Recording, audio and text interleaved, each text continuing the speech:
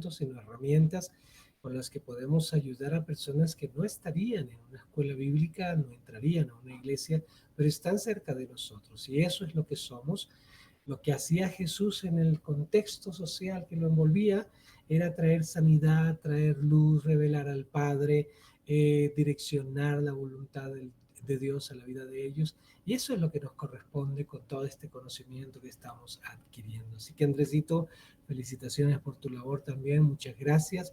Y es muy emocionante escuchar el aprecio y la valoración que los estudiantes hacen de tu labor, porque lo hace sentir a uno también orgulloso de saber que la edificación que se ha recibido, que se ha dado, también se refleja en las siguientes generaciones. Y así como lo ha hecho Andrés, también lo van a hacer otros maestros. Nosotros en la comunidad Filadelfia Cristo Soberano tenemos un pool de maestros preciosos con muchas ganas de enseñar, con enseñanza de profundidad, como lo ha hecho Andrés.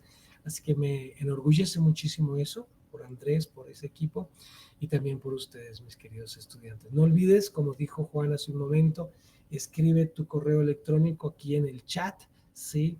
Allí puedes entonces, para que recibas la certificación que corresponde, porque vamos a dar certificaciones distintas. Uno para la clase de por qué sufrimos y otro para la clase de Apocalipsis, porque sé que hay algunos estudiantes que estuvieron solo en la de por qué sufrimos y otros estuvieron solo en la de Apocalipsis, ¿ok? Muy bien, amados, vamos a entrar en materia. Hoy estamos, como también hizo Andrés, en nuestra última clase de Apocalipsis. Y bueno, este va a ser nuestro cierre, de por sí que el libro también cierra de una forma impresionante, gloriosa. Así que vamos a entrar a nuestra clase del día de hoy. Pero primero oremos. Padre, muchas gracias por tu palabra. Muchas gracias por las cosas que nos has enseñado a través de estas clases que ya hemos recibido. Gracias por el conocimiento adquirido más allá de saber estas verdades. Ayúdanos también a transmitirlas a unas personas que seguramente no leerían la escritura o que tienen desconocimiento acerca de estos referentes proféticos, y ayúdanos a dar esperanza, a enseñar acerca de la justicia divina, acerca del carácter amoroso de Dios en equilibrio con su carácter santo y justo que se revela a través del libro de Apocalipsis, Señor. Gracias por lo transcurrido hasta el día de hoy, Señor, y seguimos enseñando a través de tu palabra. En el nombre de Jesús, amén y amén. Este libro es este capítulo, perdón, es el último capítulo de Apocalipsis, pero no solamente eso, sino que es el último capítulo de la Biblia y cierra con un panorama bien interesante. Si bien el capítulo 1 y el capítulo 22 de Apocalipsis se le puede hacer un hermoso contraste porque se revela en el capítulo 1 a Jesús, esa visión que tiene Daniel, una visión bastante fuerte, impresionante, viendo al Mesías en medio de la iglesia y a los pastores ahí reflejando en ese candelabro que se les ha sido dado, que son las 7 iglesias. Y bueno, ahora vamos a ver este contraste. ¿Qué vamos a encontrar en este capítulo? Básicamente 4 cosas. Vamos a encontrar las bendiciones con las que culmina la vida eterna en el cielo. Vamos a hablar entonces también sobre las palabras de consuelo que trae este libro. También habrá unas palabras de exhortación o de advertencia para los lectores de este libro, y finalmente una anunciación, la última anunciación de la pronta venida de el Mesías, inclusive hecha por él mismo. Y eso es lo que vamos a estudiar. Vamos a leer entonces estos versículos del 1 al 5, y ustedes pueden ver que lo que está en letra inclinada, se me olvidó cómo se llama este libro, cursiva, es lo que pertenece al texto. Lo estamos estudiando en la nueva versión internacional.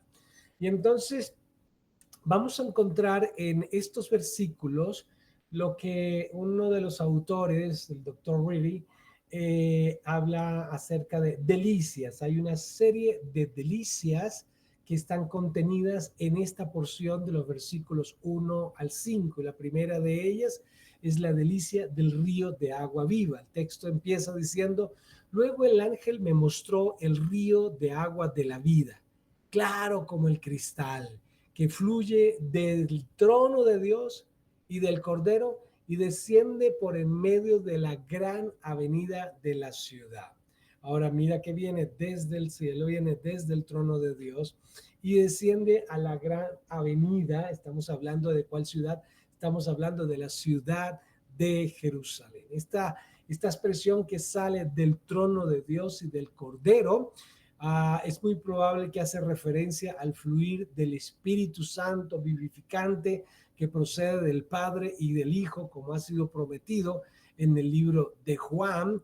Así que igual sucede, nosotros también disfrutamos en la actualidad del fluir del Espíritu de Dios en nuestras vidas.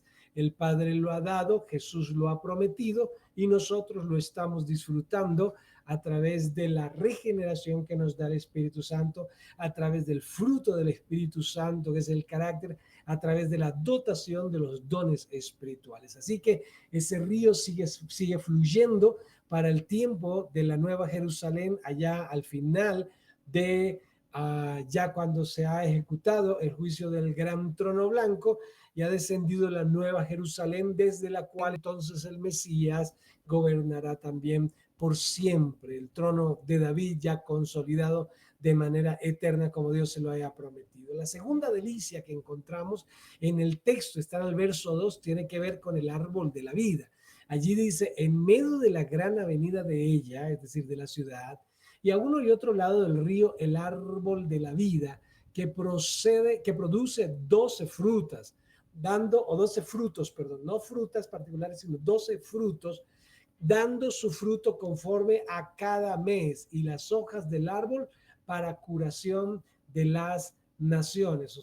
Ese es el objetivo. Y de esto podemos destacar algunas cosas importantes. Por ejemplo, tenemos la gran avenida de la ciudad. Por en medio de la gran avenida, a todo lo largo del río fluye, de la avenida fluye el río. Y a ambos lados del río, siempre dentro de la gran avenida, está el árbol o los árboles, pues están a ambos lados del río. Destaca el árbol de la vida, pero que está a ambos lados del río. Ahora, tú recuerdas que en Génesis, en el capítulo 3, hay un juicio por la desobediencia del hombre y el hombre participó, tomó sin autorización divina el fruto del árbol de la ciencia del bien y del mal. Y una de las razones por las que fue destituido del huerto del Edén y se puso querubines para impedir el ingreso, según la acotación de Dios, era para que no extienda su mano y tome del árbol de la vida y viva para siempre. Y la intención de Dios no es que tengamos una eternidad en una condición pecaminosa de esta naturaleza. Así que aquí vemos ahora el árbol de la vida y los que habitan en esa ciudad, Nueva Jerusalén, están siendo privilegiados por ese río y por ese árbol, ese río del Espíritu y por ese árbol de vida, aunque se dice que los frutos del árbol, no del árbol mismo, que son 12, podemos conjeturar que son también 12 árboles con los que tendríamos una composición bellísima de simetría, de simétrica factura, lo que quiere decir entonces que probablemente la distribución de estos árboles alrededor del río es una distribución posiblemente simétrica en cuanto a que hay un fruto que da 12 meses. Ahora, nota que habla de 12 meses, dando a entender que, y recuerden que los meses están determinados por los días, como composición de días, rotación de la Tierra, la rotación de la Tierra y la Luna en torno a la Tierra, y al parecer entonces la nueva Tierra es la Tierra actual, pero redimida, regenerada, conforme también pasa con nosotros cuando somos redimidos por el Mesías a través del nuevo nacimiento del Espíritu Santo. Así que el árbol de vida también da un fruto continuo del cual todos pueden fácilmente comer, es símbolo del don de la inmortalidad, es decir, del mismo árbol que refería hace un rato respecto al paraíso. Del árbol también se dice que las hojas del árbol son para curación de las naciones.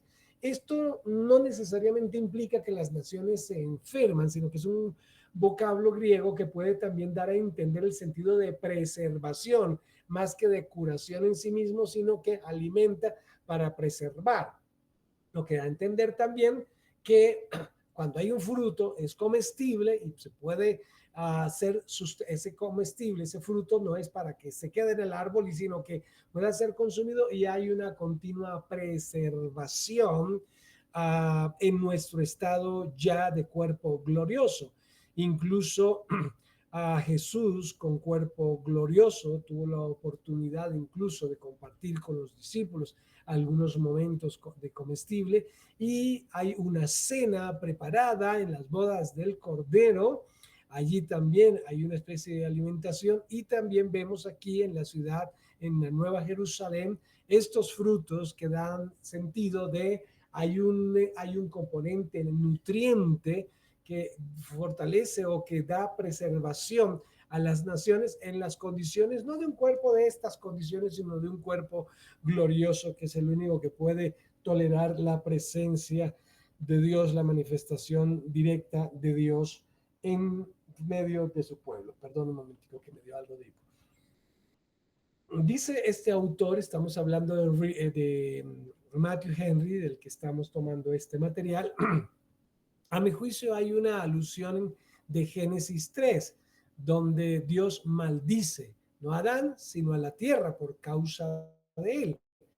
Pero entonces hay una acotación donde en el verso 3 está la expresión que la tierra ya no habrá allí nada que esté bajo maldición de Dios. Entonces esa declaración del verso 3 ayuda a comprender que es una tierra libre de maldición, diferente a esta condición actual de la tierra, que está sometida bajo la maldición derivada de la desobediencia de Adán. La cuarta delicia será el servicio continuo que le rendiremos a Dios en el cielo.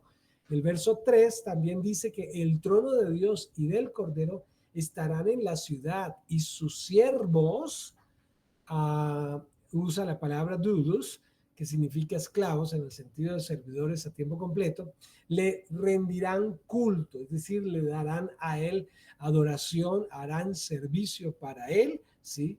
En una condición continua. Así que esta es la cuarta delicia que Riri hace referencia, porque está haciendo referencia también a esa permanente adoración, ese permanente culto que se le ofrece a Dios allí en la Nueva Jerusalén. Otra delicia, que sería la quinta, es que nos habla de una comunión muy íntima con Dios, que ya queda implicada desde el verso 21, desde el capítulo 21, el verso 3, donde dice: oí una gran voz del cielo que decía: he aquí el tabernáculo de Dios con los hombres, y él morará con ellos, y ellos serán su pueblo, y Dios mismo estará con ellos como su Dios. Esto ya venía explicado desde el capítulo anterior, el verso 3, pero aquí hay una acotación que es muy interesante, y dice: y verán su rostro, cosa que no era posible. Moisés pidió la posibilidad de poder ver el rostro de Dios, Dios lo negó, y apenas dijo: apenas podrás mirar mi espalda. Y no hay nadie que pueda ver el rostro de Dios y sobreviva a la gloria poderosa, maravillosa de Dios. Pero para ese tiempo, ya con la humanidad redimida, es decir, con el pueblo de Dios totalmente redimido, las naciones redimidas, la tierra redimida, en nueva tierra, nuevos habitantes, entonces esta generación tendrá la posibilidad de ver el rostro de Dios allí en la Nueva Jerusalén, por supuesto. Esta expresión de ver el rostro de Dios, como otras expresiones similares, significa disfrutar de su favor, tener intimidad, comunión con Él. En el cielo llega a su grado más alto esta comunión íntima con Dios, pero nunca pierde la esencia divina del carácter invisible. La sexta delicia es que ya se ha mencionado varias veces en este libro, y es la que me refiere la segunda parte del verso 4: llevarán en la frente el nombre de Dios. Es decir, habrá una marca con el nombre de Dios, pero ese llevar en la frente puede también implicar una especie de sello de propiedad divina, como también puede implicar lo mismo que ordenaba Dios, que instruye a los padres, que instruyeran a los hijos y que pusieran su palabra en los frontales en los dinteles o en los postes de la casa, lo que hace referencia en otros términos es otra forma de referirlo, que no fuese propiamente una marca explícita o explícitamente en su frente, sino una mente totalmente llena del conocimiento de Dios, una mente sujeta a la voluntad de Dios y a su carácter santo y amoroso. Otra delicia es la repetición, también con ligeras variantes de lo que ya vimos también en el capítulo 21, verso 23. Aquí aparece más personalizada cuando dice, y no habrá ya noche, y no tendrá necesidad de luz de lámpara, ni luz de sol, pues el Señor Dios irradiará su luz. Ahora, esto no necesariamente significa que no habrá sol, solo significa que la gloria de Dios es tan poderosa que la luz del sol ya viene a pasar a una especie de segundo plano. Así que será el epicentro y la fuente de energía de esta nueva tierra, de la tierra redimida. Tenemos entonces también otra de las delicias que menciona en el verso 5, que es y reinarán por los siglos de los siglos. Ahí hay un trasfondo bíblico del proverbio servir a Dios es reinar.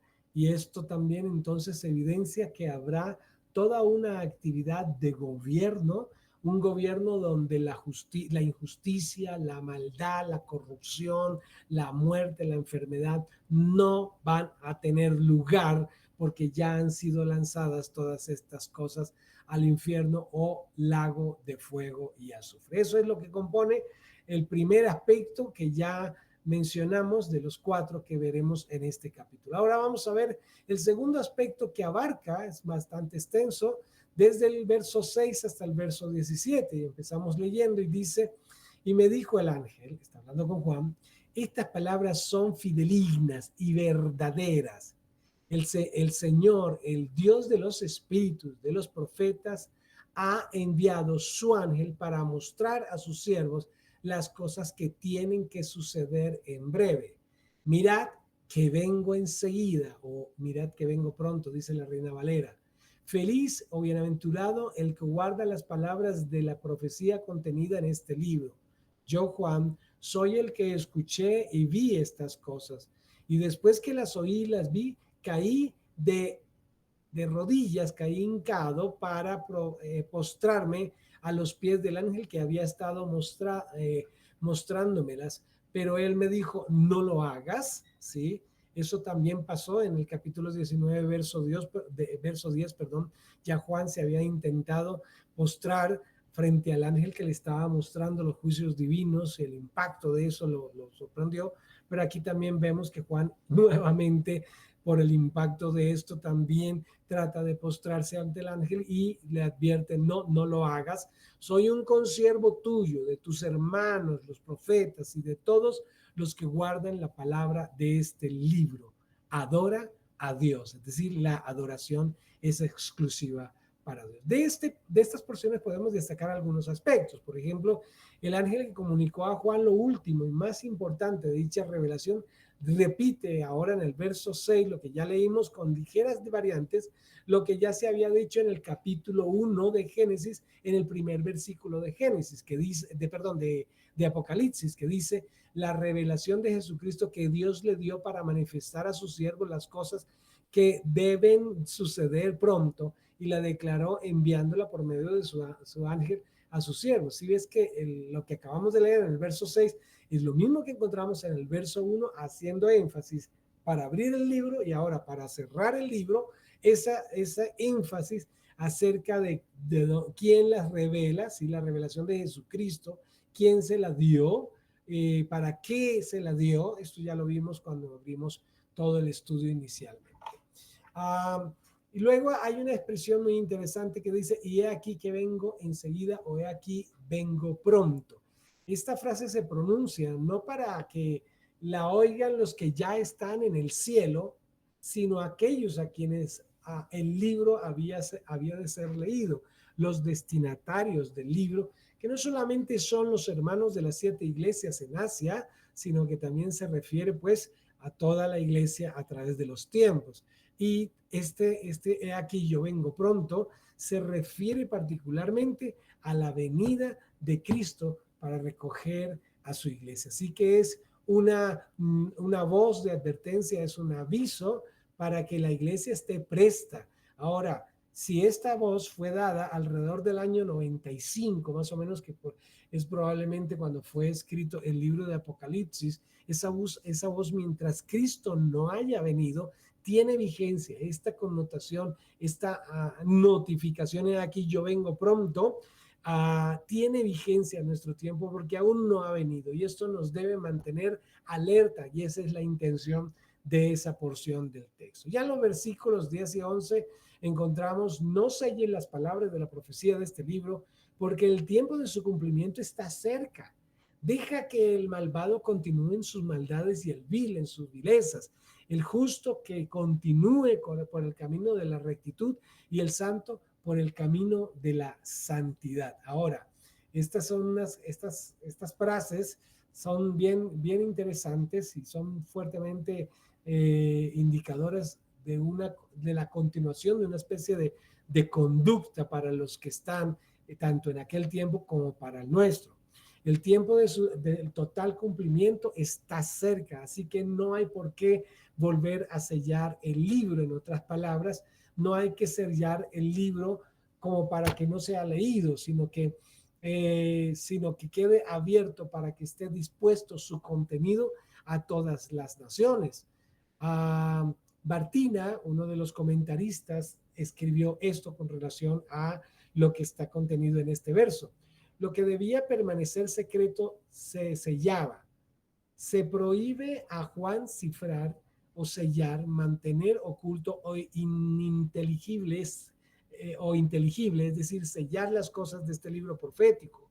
Por el contrario, a Daniel se le mandó mantener secreta la revelación mesiánica, la del final, porque en su tiempo quedaba todavía muy lejos. Aquí, en cambio, como la realización de las profecías está cerca, se han de consignar claramente y estar abiertas y dispuestas para que toda la iglesia, a través de todas las naciones, puedan leerla y mantener una condición presta en cuanto a la segunda venida del Señor. Walworth también hace un comentario al respecto, particularmente del verso 11, donde él dice: no quiere decir que los hombres queden inmóviles ante las profecías de este libro, sino más bien que si estas profecías se rechazan, Dios no tiene ya más que decir. Los impíos han de continuar en su maldad y ser juzgados por el Señor cuando venga. Lo mismo pasa al lado opuesto de los justos, que continúen santificándose. No hay neutralidad posible, o se es justo o se es injusto. Hay un sentido también en el que las decisiones presentes fijan el carácter. Viene un tiempo en el que el cambio será imposible. Las elecciones presentes se harán permanentes en su carácter. Y a eso es entonces esta acotación que hace Walworth, es respecto a eso que el texto decía, que el que es justo practique la justicia todavía y el que es santo santifíquese todavía, pero el injusto sea injusto todavía y el que es inmundo sea inmundo todavía. Dando a entender que no se trata de que, bueno, listo, sigamos en esta condición y después al final nos arrepentimos. No, no, no. Estaba hablando precisamente de esta condición en la que ya no habrá más palabra de exhortación, porque ya el periodo de la gracia habrá terminado y no habrá esta condición de exhortación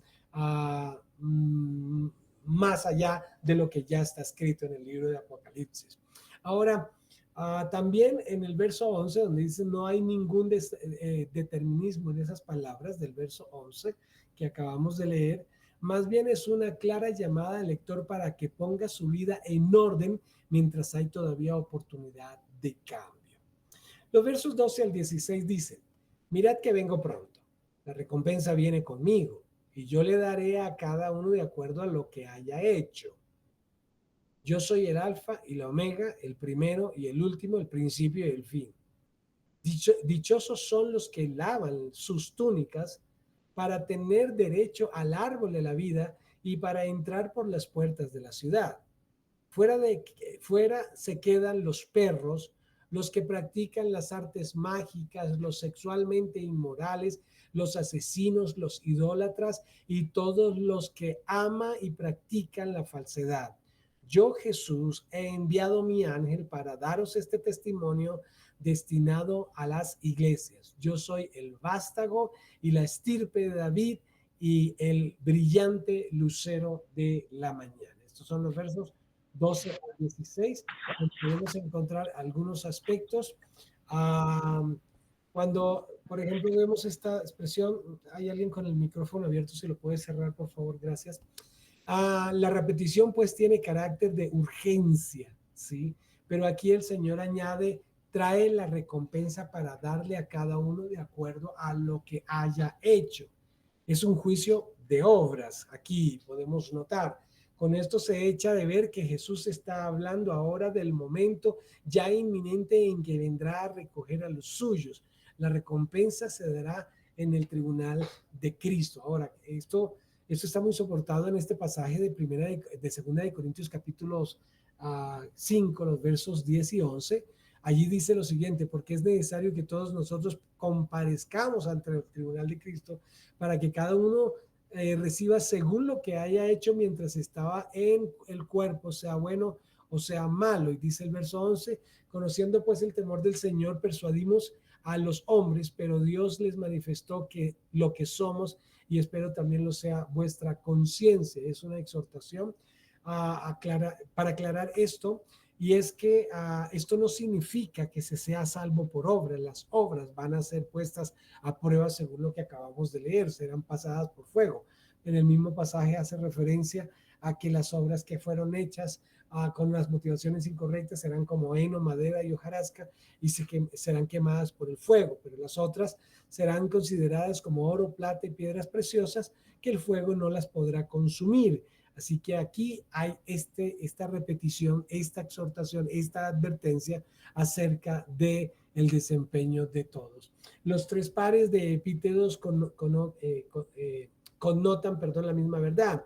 Cristo es el comienzo, es decir, el principio y fuente de todo, como también es el final y la consumación de todo. Estos son aspectos que vimos en las que Cristo se describió hace un momento en la lectura. La obediencia a los mandamientos no es la base para la cual se otorga la vida eterna. Esto no se trata de una salvación por obras, ya lo dije. Es un don de Dios a todos los que creen. Eso es lo que vemos también en Juan 5:24. En este sentido de la justicia imputada, vimos ya la frase en el capítulo 7, verso 14. Este pasaporte es de suyo suficiente para tener derecho al árbol de la vida y para entrar en las puertas de la ciudad. Recuerda que la connotación estaba dada, y voy a abordar esto del 7:4, donde dice, ay, me salí, qué pena. Bueno, aquí lo puedo, 7:14. Y le dijo, Señor, tú lo sabes todo. Él me dijo, estos son los que han salido de la gran tribulación y han lavado sus ropas y las han blanqueado en la sangre del Cordero, que es lo que estábamos leyendo aquí en esta cita del capítulo 7, verso 14. Entonces, el pasaporte de salvación es la redención por la sangre del Cordero, no por las obras, pero las obras tienen también una influencia no en determinar salvación en sí mismo, sino estas también van a ser probadas en la naturaleza de su calidad o en su intencionalidad. El versículo 15 enumera a los excluidos de la ciudad. El énfasis recae sobre los que practican la mentira. La lista es parecida a la que ya leímos en el capítulo 21, el verso 8. Prácticamente algunas cosas que estamos leyendo en el verso 22, en el capítulo 22 ya habían sido referidas también en el capítulo 21, pero hay algunas coincidencias. Por ejemplo, en este caso hay 5 cosas de este grupo que coinciden respecto a esa anterior. Y todo se sella o se resume con la expresión y todo el que ama y practica la falsedad. Esos son los que no entrarán en la ciudad, lo que implica también no salvación. Ahora, ¿quiénes son los perros? Porque también usa esta expresión, que tampoco los perros ¿sí? Entrarán, y precisamente son los primeros referidos en la lista que se menciona en el texto. Y por supuesto no se trata de animales, sino de personas de carácter débil, personas corruptas, como también podemos encontrar en Filipenses 3:2. Allí Pablo habla de perros cuando dice: guardaos de los perros, guardaos de los malos obreros, guardaos de los mutiladores del cuerpo, ¿sí? Y esto entonces hace referencia a ciertas personas que tienen una conducta contraria al carácter santo de Dios. Martina dice que son los carnales, como las bestias que infestan las poblaciones y eran odiadas por los orientales. Merodeaban en las ciudades, igual que las personas corruptas, y que eran echados fuera de las murallas. Son los paganos con todo su cortejo de vicios y también los malos cristianos. El sentido más técnico son los dedicados a la prostitución sagrada masculina, que era una práctica pagana que estaba condenada y en capítulo 23 de Deuteronomio. En el verso 16, donde leemos: yo, Jesús, he enviado mi ángel para daros testimonio de estas cosas en las iglesias. Yo soy la raíz y el linaje de David, la estrella resplandeciente de la mañana. Jesús mismo se atestigua a sí mismo del origen divino e inspirado. Mira que aquí se destaca la divinidad de Jesús. Esto también para personas que dudan de la divinidad de Jesús, que en este último tiempo ha sido cuestionada por muchos escépticos, ¿no? Y religiones como que han tenido auge, tanto derivadas del cristianismo como los mormones, los mormones, los testigos de Jehová, que son de orientación arrianista. Arrio era un teólogo que no creía en la divinidad de Jesús, pero también, si bien los musulmanes creen en Jesús, no lo consideran Dios, y aún los judíos que ven a Jesús como un profeta, quizás como un buen hombre, pero no lo consideran tampoco hijo de Dios, lo consideran quizás un profeta. Incluso lo consideran algunos como un falso profeta, ¿no? Y estas declaraciones, él mismo atestigua acerca de su naturaleza divina. Son frases semejantes a las del prólogo del libro, que ya lo vimos al comienzo. El propio Señor Jesucristo pone ahora su firma y rúbrica a todo lo que ha revelado por medio del ángel que envió para revelarle esto a Juan, ¿no? Por única vez, desde el capítulo 4, verso 1, donde dice: después de esto miré y aquí una puerta abierta en el cielo, y la primera voz que oí como la de trompeta hablando conmigo dijo: sube acá, yo te mostraré las cosas que sucederán después de esto. Y aquí entonces, desde el capítulo, cuando nosotros empezamos a leer Apocalipsis, los términos y la palabra iglesia, o términos referentes a la iglesia, abarcaban los capítulos 1, 2 y 3. Y a partir del 4:1 hasta este versículo, no aparece la palabra iglesia en ninguno de los aspectos. Así que aquí aparece, después de que se menciona varias veces entre los capítulos 1, 2 y 3, ahora después de ese capítulo 4 hasta llegar al capítulo 22, es la única vez que se menciona y sale aquí la palabra iglesia.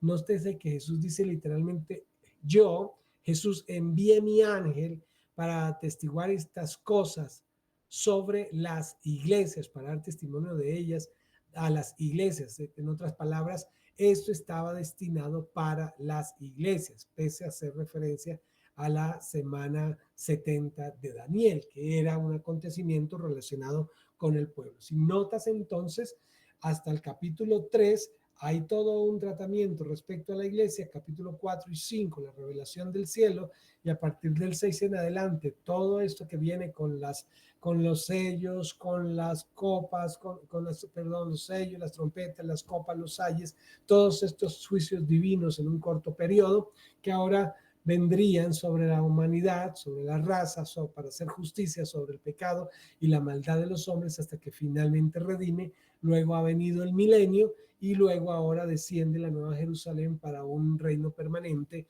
del Mesías y su iglesia sobre todas las naciones. Así que eso tenemos en él. Ahora vemos en el verso 17, dice: el espíritu y la esposa dicen: ven. Y el que escucha diga: ven. Todo el que esté sediento, venga, y el que lo desee, tome gratis el agua de vida. Esta respuesta ardiente, conmovedora, la dan el espíritu y la esposa, que es lo que dice el texto. Es decir, la iglesia, que es la esposa del Cordero, rogando, para ese tiempo ya ha tenido las bodas, entonces rogando al Señor venga o ven, que acelere su venida, no solo para que libre a los suyos de quienes les oprimen, sino sobre todo para consumar la redención hasta el final, como podemos leerlo en Romanos 8:16.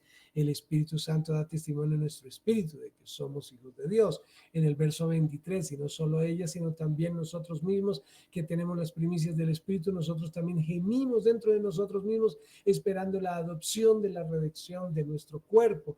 En el verso 26 dice, y de igual manera el Espíritu nos ayuda en nuestra debilidad, pues qué hemos de pedir como conviene, no lo sabemos, pero el mismo Espíritu intercede por nosotros con gemidos. En Hebreos 9:28 dice, así también Cristo fue ofrecido una sola vez y para siempre, para llevar perdón los pecados de muchos, y aparecerá por segunda vez sin relación con el pecado para salvar a los que le esperan. Así que vemos aquí en los textos que acabo de leer de Romanos y de Hebreos, esa conjugación de la iglesia y el Espíritu clamando por la venida del Mesías. La venida eterna es un regalo, perdón, la vida eterna es un regalo de Dios, es lo que dice Romanos 6:23, la paga del pecado, porque la paga del pecado es muerte, mas la dádiva de Dios es vida eterna en Cristo Jesús, Señor nuestro. Pero no se merece no se merece ni se gana con esfuerzos humanos, pero Dios no la niega a nadie que quiera tenerla. Por supuesto, nadie puede quererla sin que antes la gracia de Dios le ilumine los ojos del corazón para que pueda ver su misericordia natural y así como el remedio. Ahí tenemos entonces esta expresión. Vamos al capítulo, a los versículos, 18 y 19, ya casi terminando, donde podemos leer lo siguiente. Yo, hablando el Mesías, advierto a todo el que escuche las palabras de esta profecía, de este libro, si alguno le añade, esta es la tercera parte de lo que estamos estudiando, si alguno les añade algo, Dios le añadirá las plagas descritas en este libro. Y si alguno quita algo de las palabras de este libro de la profecía, Dios le quitará su parte en el árbol de la vida y en la ciudad santa que están descritos en este libro. Así que esta es una advertencia para conservar la integridad del texto bíblico, de manera que nadie que pretenda añadirle o quitarle pueda tener eso, pueda pretender hacer eso sin consecuencias sobre sus propias vidas respecto a esta maldición que contiene esta manifestación. Así que lo que se busca es mantener la integridad de esta palabra. Con esto se muestra que la palabra puede ser corrompida o quebrantada ilegalmente. Juan capítulo 10, verso 35 dice, se llamó dioses a aquellos a quienes vino la palabra de Dios y la escritura no puede ser quebrantada. Entonces, la palabra de Dios puede llegar a ser corrompida o quebrantada ilegalmente por parte de los que le suman o por parte de los que le restan. Pero la advertencia es que no debe ser quebrantada. En sola escritura, como dice el planteamiento de la Reforma, la sola escritura de la Reforma debe ser en esto el lema de todo verdadero creyente. Es decir, no podemos darle un nivel de autoridad. La escritura es la máxima autoridad de fe y conducta de la iglesia, del pueblo de Dios, y nada iguala o supera esa condición fuera de la palabra de Dios. Es obvio que estas amonestaciones van dirigidas a gente de la iglesia, no a los de afuera, ya que los de afuera no reconocen ni siquiera la Biblia como palabra de Dios para sus vidas.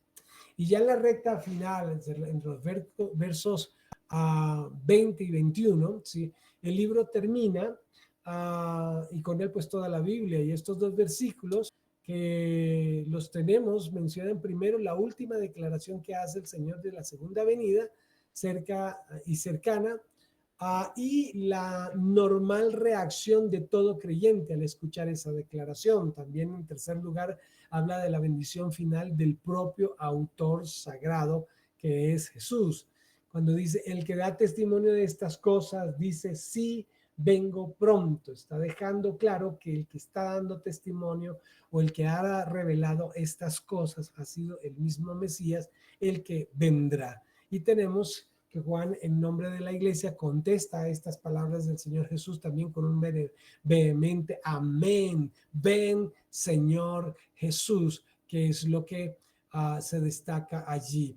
Hay una analogía que me gusta mucho y la quiero leer, que tiene que ver con, esta la hace Warwood, ¿sí? Y es una analogía muy interesante que resumiría un poco la relación entre la iglesia como novia y Cristo, el novio que está por venir. Ahora, cuando hablamos de novia y novio y las bodas, estas cosas, es necesario, y en algún momento ya atrás lo advertimos, el concepto de boda bíblica es muy diferente a la dinámica cultural que manejamos nosotros en nuestro tiempo sobre las bodas, donde la novia, donde el novio entra, luego la novia con su padre y la entregan y hace una ceremonia y punto. No, es distinto realmente lo que se tenía en aquellos tiempos, porque cuando se había dado la dote, es decir, se había pagado por la novia, ¿sí? Entonces el novio estaba preparando la casa, la morada donde iba a vivir con la novia, ¿sí? Y cuando ya tenía todo listo, en una noche cualquiera, iba con sus amigos, se iba por la novia y la llevaba a su casa y allí consumaban la unión, allí ya se consumaba la unión y luego se celebraba enseguida una fiesta que duraba 7 días y esa era la celebración de las bodas en los tiempos del pueblo judío. Cuando tú miras el capítulo 4 de Lucas, creo que es el capítulo 4 de Lucas o el capítulo 4 de Juan, donde habla de las bodas de Caná. Me estoy confundido ahorita respecto al libro, pero tú puedes notar entonces que a Jesús, María, los discípulos habían sido invitados a las bodas, ¿sí? Y es una boda donde hay un consumo de vino, no porque todos ese vino se lo estuvieran consumiendo en un día, sino era la distribución para toda una semana porque la celebración duraba toda la semana. Y aquí hay una analogía que Warwood menciona y que me parece interesante. La leo. La fantasía la fantasía lo ha descrito bajo la imagen de una doncella cuyo prometido la dejó para ir de, la dejó para ir de viaje a Tierra Santa, con la promesa de que a su regreso la haría su amada, su esposa. Muchos le decían a ella que jamás volvería a verle, pero ella creía en la palabra de él y tarde tras tarde bajaba al solitario puerto y encendía una luz frente a las rugientes olas para dar la bienvenida al novio que había de devolverse a su amado. Y junto a aquella luz vigilante estaba ella ocupando su puesto cada noche, rogando a los vientos que diesen prisa a las perezosas velas para que pudiesen llegar pronto a aquel que lo era todo para ella.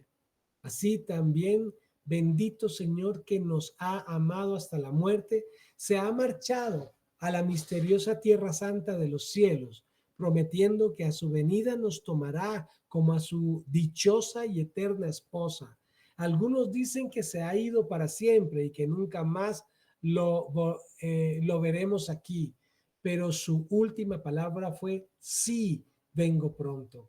Y sobre la oscura y caliginosa playa que se hunde en el mar eterno, cada creyente verdadero monta guardia junto a la luz encendida por el amor, mirando y orando y esperando por el cumplimiento de su obra, no contento con otra cosa que con su firme promesa y llamando constantemente desde el fondo amoroso de su alma. Amén, Señor, ven, amén. Ven, Señor Jesús. Y alguna de esas noches, mientras el mundo está ocupado en sus alegres frivolidades, riéndose de la doncella del puerto, una forma se levanta en las turgentes olas, como otrora en Galilea, a vindicar para siempre toda esa esperanza y devoción y traer a ese fiel y constante corazón un gozo, una gloria, un triunfo para que nunca tendrá fin. Qué hermosa ilustración para hablar acerca del cumplimiento de la promesa del Mesías, donde Él prometió venir pronto y nosotros debemos mantener constantemente una condición de esperanza y de expectativa respecto a su venida. Y termina la frase: la gracia del Señor sea con todos. Así pues, mientras el Antiguo Testamento termina con una maldición como la de Malaquías 4:6, que dice: Él hará volver el corazón de los padres hacia los hijos y el corazón de los hijos hacia los padres, no sea que yo venga y hiera la tierra con maldición. Pero aquí en el Nuevo Testamento termina con una bendición. De esta manera, la maldición de la ley de Moisés hace contraste con la bendición del Evangelio. Y entonces termina, Solideo Gloria es el latín para a Dios, solo a Dios la gloria. Y entonces tenemos el libro de Apocalipsis y nuestra hermosa conclusión en el día de hoy, reafirmando la promesa de su venida. No nos durmamos en una condición confortable, no pasemos por alto nuestra responsabilidad de ser luz a todos los que nos rodean, para que conozcan. Hablemos también en las presentaciones del mensaje del Evangelio, cuando compartamos nuestra fe, aún en este tiempo de festividades, la gente se torna muy espiritual, muy religiosa, más que espiritual. El 7 de diciembre, el 24, con el tema de la Navidad, el 6 de enero, con el tema de los Reyes, y son oportunidades que se nos dan para compartir el Evangelio. Celebran la primera venida, está bien, lo hacemos también nosotros, pero no podemos desligar la primera de la segunda venida, que es un evento por venir y del que debemos estar prestos también nosotros y advertir a otros, como hizo Noé advirtiendo sobre el juicio del diluvio a su generación, y como lo hicieron a los profetas, algunos profetas como Daniel, como Isaías, como Miqueas, como otros profetas, haciendo referencias acerca de la primera y la segunda venida del Mesías. Somos la voz de Dios, la voz profética de Dios en este tiempo para anunciar la venida del Mesías. Bueno, mis amados, hasta aquí el libro de Apocalipsis. Ya Juan dio instrucciones acerca de que, o bien sea el último miércoles de enero o el primer miércoles de febrero, retomamos, pero ahora no vamos a trabajar por semestres, sino por trimestres de 12 semanas cada uno de ellos, para que tengamos la participación de otros maestros y otros temas que ya han sido dados. ¿De acuerdo? Bueno, mis amados, no sé si alguien tenga algún aporte, algo para decir, y solo nos queda un minuto para eso y podemos cerrar en oración nuestra clase de hoy. ¿Alguien a la 1? ¿Alguien a las 2? Toñito ahí se está rascando la cabeza a ver cómo es la situación. Manuel quedó pensativo acerca de acerca de su venida. Martica, te escuchamos. No, pues paz. Yo solamente tengo manifestación de agradecimiento por esa orientación, porque veo cada día que Dios utiliza a nuestro pastor